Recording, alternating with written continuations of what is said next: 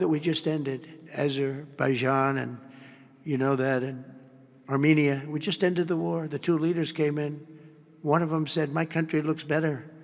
The roads are better than, we were talking about." I said, "What do you think?" He said, "Well, the roads are better in Armenia than they are in Washington, D.C. It's embarrassing." And I was asked at the last press conference, they said to me, "How important is it? You're doing world peace. We're going to on Friday to Alaska, we're meeting with President Putin, Russia. How important it is that the capital is important?" I said, "Very, very important." I told my father, said to me, "When you see a restaurant and you want to go and you want to have dinner, and then you go up to the front door and it's dirty, turn around and go back because the kitchen's dirty." It's the same thing with the capital of the United States of America. If it's dirty and unsafe, it sets a bad tone for the rest of the world. So we're not going to do that. We're going to have this capital fixed up, safe, clean, and beautiful in a very short period of time. Go ahead, please. In the back? Yeah, please. Yes, Mr. President, how were your calls this morning with European leaders, and was it your call not to invite President Zelensky to your meeting with Putin? No, just the opposite. No. We had a very good call. He was on the call. President Zelensky was on the call. I would rate it a 10, very, very friendly. I know the leaders because I was at NATO, as you know. I took it from 2% to 5%, 2% that wasn't paid, 5% that is paid, which is trillions of dollars in defense capability. No, it was always going to be, I was going to meet with President Putin, and then after that, I'm going to call the leaders and President Zelensky. I'm going to call President Zelensky, and then I'll call, probably in that order, the leaders. There's a very good chance that we're going to have a second meeting, which will be more productive than the first, because the first is I'm going to find out where we are and what we're doing.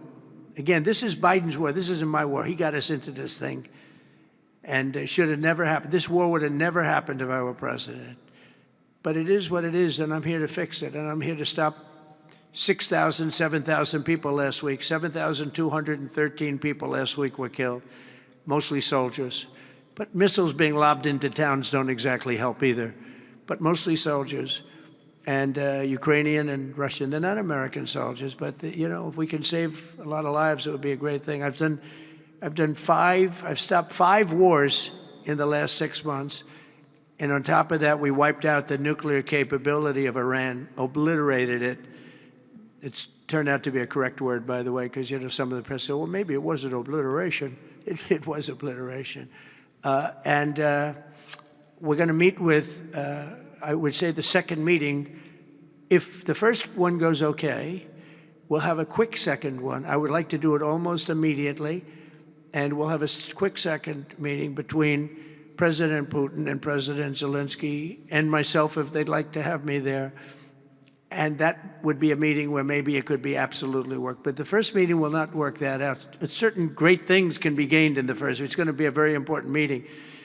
But it's setting the table for the second meeting. I think the second meeting, if the second meeting takes place. Now, there may be no second meeting, because if I feel that it's not appropriate to have it because I didn't get the answers that we have to have, then we're not going to have a second meeting. Thank you, sir. Thank you, sir. I didn't ask you. Go ahead, please, address. I just wanted to ask you, thank you, Mr. President. How involved were you in the selection process of these honorees? I would say I was about 98% involved. No, they all went through me. They came over, Rick and Sergio and everybody. They said, I turned down plenty. They were too woke.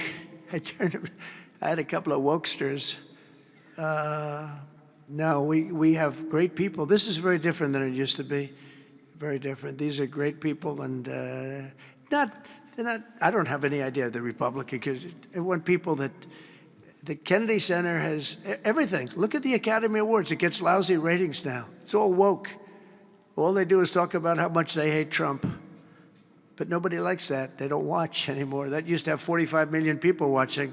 I remember The Apprentice, first season. The Apprentice had 42 million people. The Academy Awards had 41 million people. We were the second show to the Super Bowl.